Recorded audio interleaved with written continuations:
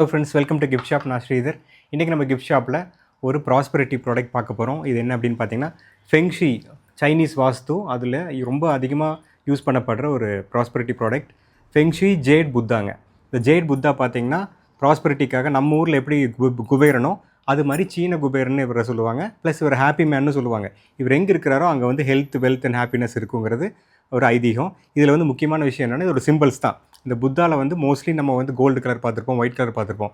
ஆக்சுவலாக வந்து இந்த ஜேட் புத்தா க்ரீன் கலரில் வைக்கிறது தான் விசேஷம். ப்ளஸ் வந்து அதோட பவரும் ஃபுல்லாக நம்மளுக்கு கிடைக்கும். இதோட சிம்பிள்ஸில் முக்கியமானது என்ன அப்படின்னு பார்த்தீங்கன்னா, ஜேட் புத்தாவில் எப்போவுமே அந்த கோல்டன் பவுல் இருக்கணும். அதுக்கப்புறம் பார்த்தீங்கன்னா மணி பஞ்ச் இருக்கணும். ப்ளஸ் வந்து அந்த சேக்ரெட் ட்ரீயோட அந்த பிரான்ச்சில் அவர் அதை பிடிச்சிருக்கணும். இன்னொன்று வந்து பார்த்தீங்கன்னா சுரை குடுவை இருக்கணும். இது கீழே பார்க்குறீங்க இல்லைங்க, அது வந்து சுரை குடுவை. நம்ம ஊர்லேயும் சரி, நிறையா நாடுகள்லேயும் சரி, இந்த சுரை குடுவை தான் பணத்தை வைக்கிறதுக்கு ஒரு பொருளாக பயன்படுத்திகிட்டு இருக்காங்க.